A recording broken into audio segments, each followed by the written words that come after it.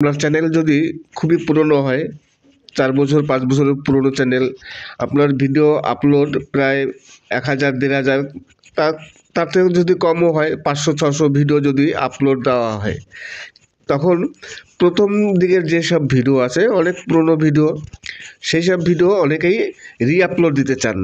যে আমার প্রথম দিকের কিছু ভিডিও আছে, সেই ভিডিওর টপিকগুলো খুবই ভালো, তখন দিনে হয়তো ভিউজ আসেনি, এখন সেই টপিক নিয়ে যদি ভিডিও করি হয়তো ভিউজ আসবে। কেননা সেই সব টপিকগুলো হয়তো এভারগ্রিন টপিক ছিল, যে কারণে অনেকেই পুরোনো দিনের যেসব ভিডিওগুলো আছে সেই ভিডিওগুলো আবার রিআপলোড দেওয়ার চেষ্টা করে। রিআপলোড দিলে কী হবে, রিআপলোড যদি দেন তাহলে হয়তো আপনার চ্যানেলে আসতে পারে, রিউজ কন্টেন্ট আসতে পারে। আবার অনেকেই করেন ডিলিট করে তারপরে সেই ভিডিও আবার আপলোড দেন, তাতে অসুবিধা নেই, কিন্তু অসুবিধা কোনো কিছুই নেই। চ্যানেলের ভিডিও ডিলিট করলে অসুবিধা আছে, চ্যানেলের ক্ষতি হয়। আর পুরনো ভিডিও আপনি ডিলিট করবেনই বা কেন? আপনি এক কাজ করতে পারেন, আপনার যে ভিডিওটি আছে সেই ভিডিও রেখে আপনি ওই ভিডিওতেই একটি ট্রিক্স লাগাতে পারেন। আমি এর আগে অনেক দেখেছি অনেক ইউটিউবারকে এই ধরনের কাজ করতে। পুরনো ভিডিওটি আপনার পছন্দ, ওই টপিক নিয়ে আপনি এক কাজ করতে পারেন, ওই ভিডিওর উপরে আপনি রিঅ্যাকশান দিতে পারেন। আর যদি আপনি পুরনো ভিডিও ডিলিট করে আবার নতুন করে সেটা ধরুন আপনার কিছু পুরনো ভিডিও আছে, আপনি সেটাকে ডাউনলোড করলেন, ডাউনলোড করে তারপর সেটাকে ইউটিউব থেকে ডিলিট করলেন, তারপর আবার রিআপলোড দিলেন, তাতে কী হবে, দর্শকদের খুব একটা ভালো লাগবে না। কেননা প্রথম দিকে যখন ভিডিও মেক করা হয়েছে তখনকার কিন্তু আপনার কিছুই ভালো নাই, না আপনার সেটআপ আছে, না ক্যামেরার গুণগত মান ভালো, কোনো কিছুই ভালো না। প্রথম দিকে যখন ভিডিও মেক হয় তখন ভিডিওর কোয়ালিটিও ভালো হয় না, ভালো বলতেও পারে না। এইবার আপনার এখন অনেক ইমপ্রুভ হয়েছে, আকাশ পাতাল তফাৎ। সেই ভিডিও যদি আপনি এখন আবার আপলোড দেন, রিআপলোড, তাহলে কিন্তু দর্শকরা খুব একটা দেখবে না, সেই ভিডিও চলবে না, তখন আপনার ভিউজ ডাউন হয়ে যাবে। তাহলে আপনার কী করতে হবে, আপনি এক কাজ করতে পারেন, আপনি ওই ভিডিওতে রিঅ্যাকশান দিতে পারেন। আপনার পুরোনো দিনের ভিডিও পাশে রেখে আপনি একটা রিঅ্যাকশান দিলেন, তাহলে সব দিকেই থেকে গেল, আপনার ভিডিও ডিলিটও করা লাগলো না, এবং আপনি নতুন ভিডিওটি আবার নতুন করে আপলোড দিতে পারলেন, সব দিকেই সুবিধা হলো, এবং আপনি একটি রিঅ্যাকশান ভিডিও তৈরি করতে পারলেন।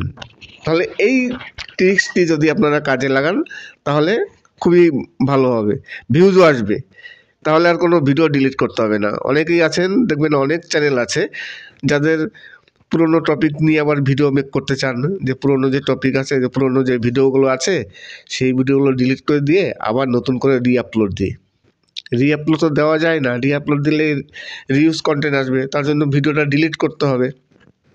আর কোনো সময় ভিডিও ইউটিউব থেকে ডিলিট করা উচিত না, ভিডিও ডিলিট করলে চ্যানেলের ভিউজ ডাউন হয়ে যায়, রিচ ডাউন হয়ে যায়, অনেক কিছু ডাউন হয়ে যায়।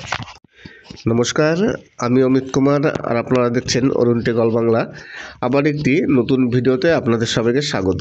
আজকে আপনাদের কুমার শানুর বাংলা একটি খুবই সুন্দর স্যাড সং শোনাবো। যদিও প্রথমেই আপনারা শুনে নিয়েছেন গানটি, তারপরে আমি ভয়েস দিচ্ছি, তাই আজকে আমি আপনাদের একটি কুমার শানুর কণ্ঠে একটি বাংলা খুবই দুঃখের গান শোনালাম। আশা করি আপনাদের গানটি ভালো লাগবে, খুবই ভালো লাগবে।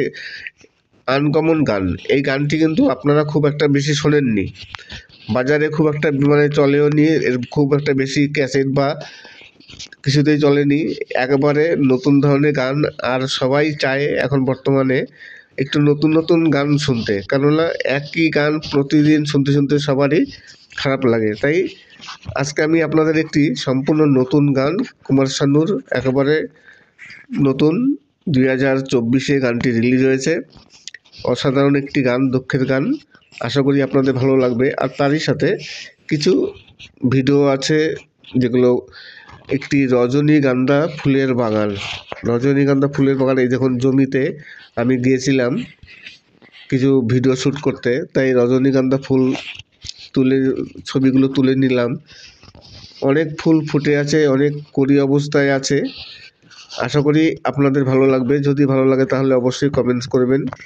আর প্রথমেই যে বলেছিলাম, অনেক ইউটিউবার আছেন যারা তাদের প্রথম দিকের ভিডিও, যখন প্রথম ভিডিও একেবারে প্রথম চ্যানেলে ভিডিও মেক করেন আর আপলোড দেন, সেই ভিডিও অনেকেই এখন কি করেন যে পুরোনো দিনের ভিডিও, তো সেই ভিডিও এখন আবার অনেকে আপলোড দেওয়ার চেষ্টা করেন।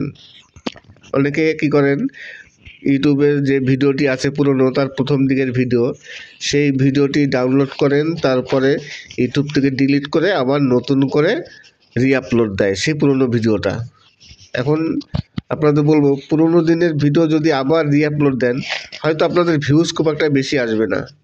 কেননা প্রথম যে ভিডিও আমরা মেক করি, শুধু আপনারা কেন, আমিও, সবারই প্রথম যখন ইউটিউবে চ্যানেল করি তখন যে ভিডিওগুলো করি, সেই ভিডিওর কোয়ালিটি, আমাদের কথা বলার ভঙ্গিমা, আমাদের ভিডিও তোলার সেট আপ, তাছাড়া লাইট, ক্যামেরা, কোনো কিছুই সঠিক থাকে না। আর বিশেষত কথা বলার ভঙ্গিমাও খুব একটা ভালো থাকে না। আর তাহলে সেই ভিডিও যদি আমরা আবার আপলোড দিই, তাহলে দর্শক কিন্তু খুব একটা দেখবে না।